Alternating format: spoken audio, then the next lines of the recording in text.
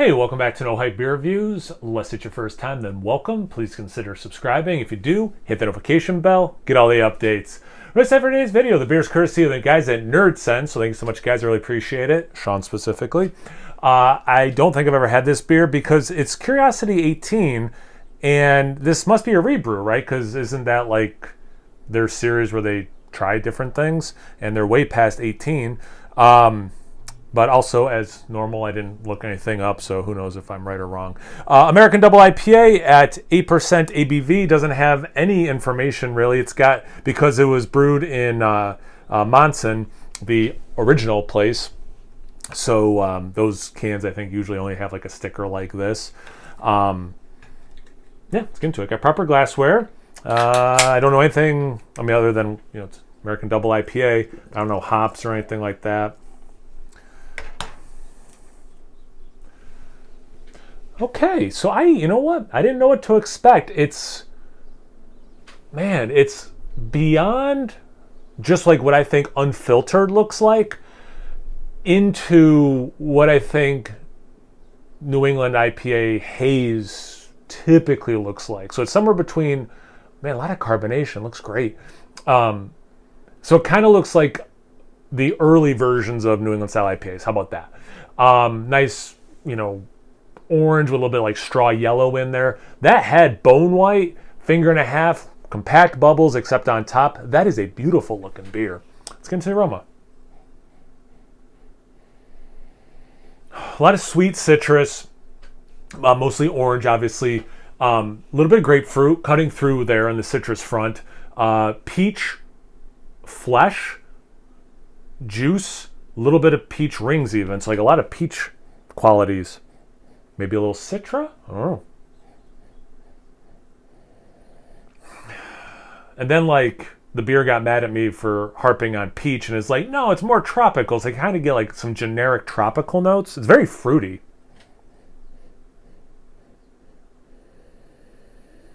I mean, there's a slight herbaceous thing, but this smells basically straight juice. And I haven't had a beer that smelled straight juice like this in a while, so super curious about the taste. Cheers. Thanks again, Nerd Sense. And make sure you guys check them out. I will at them in the description box below. But it's got a nice bitterness to it. Ooh, that's nice.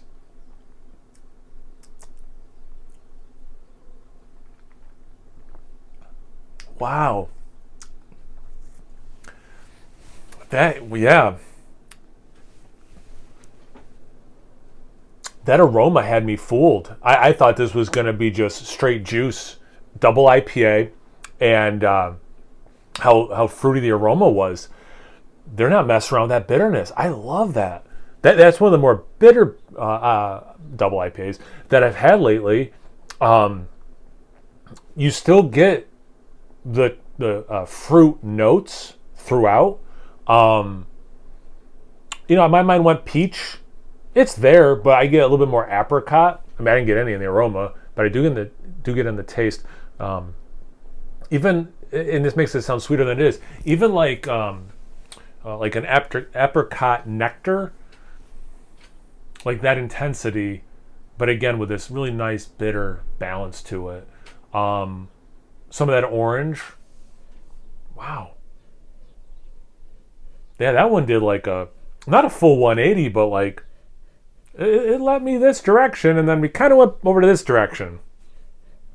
And I'm not mad at that. This is, not even because of where it was brewed. That just dawned on me. This is just really well made, but maybe there is something to that rumor about how much better the beers are when they're brewed there.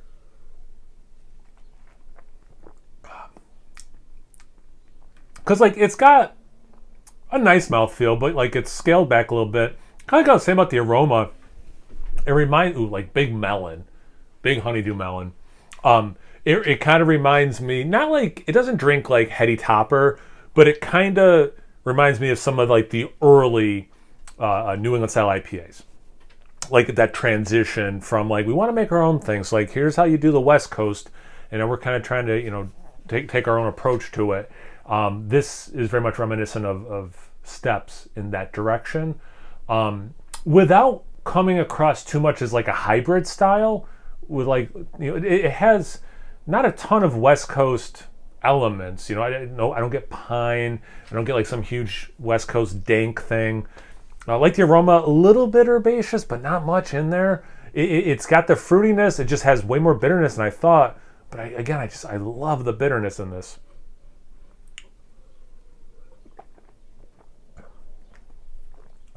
Yeah, that honeydew melon is probably the proudest note that I'm pulling out of it. And relatively ripe of that also. I like the apricot nectar, little bit of peach, little bit of citrus, like in that order, which is so interesting. Again, the aroma, you know, I was going citrus and big peach, didn't get any melon.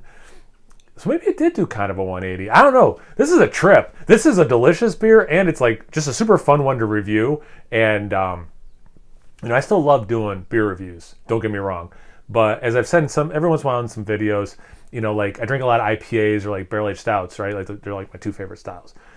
And it can get a little redundant. You know, you try to pick, you know, do I like it or not? You know, how's the mouth feel? Whatever, like those kinds of things. What are the hops bringing in terms of like fruit flavors or more the herbaceous or whatever, right? Like it's still fun, but like it does feel sometimes a little redundant. Whereas then you get a beer like this, and it's just, you got to get out of your box a little bit. And it's just fun to review, and this is like definitely fun to review because it's a little bit different. So yeah, I like that aspect of it too, and it's just delicious. So Sean, and to a lesser extent Mike, who's never even going to watch this video, thanks guys, really appreciate it. And people watching, I say it every time, it doesn't make sense to me if you watch me and don't watch Nerd Sense. Like I don't get that. So make sure you check them out. I will at them in the description box below. Once you're done checking them out, make sure you check me out on Instagram and Untapped. It's No Hype Beer Reviews at both those places. So please like, comment, subscribe, and most importantly, imbibe. Cheers everyone.